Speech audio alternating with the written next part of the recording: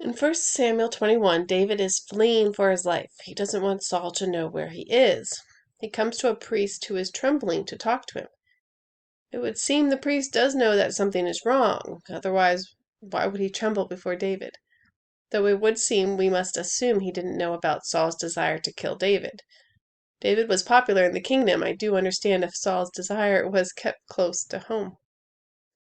The priest helps David out by giving him the sword of Goliath, which the priest knows David had gotten in the first place. He also gives David the bread of the presence. It was unlawful for David to have it. It was for the priests. The bread was a symbol of God with his people and his people living before him. The priest hands it over.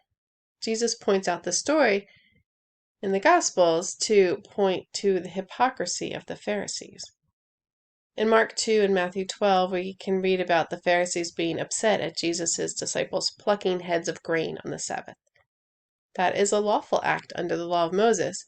It only broke the law of the Pharisees, the rabbinical laws that had been developing and burdening the people. The Pharisees saw David as a hero of their faith and first ruler in the line of rulers leading to the Messiah. They were upset at the disciples, but not at David, who technically had the worst sin. Jesus points out that God desires mercy, not sacrifice, and that the Sabbath was made for man, not man for the Sabbath.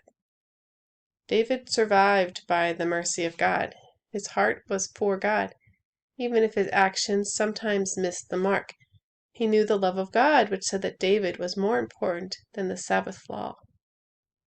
It's like how Jesus points to the Pharisees' hypocrisy in a future encounter, pointing out how any of them would rescue their donkey on the Sabbath, so why wouldn't you rescue a man? David knew God's love for him, and God knew David's love for him. It was a love covenant, a forever love covenant. David takes matters into his own hands, trying to save himself, acting like a madman. God shows mercy. Love covers a multitude of sins.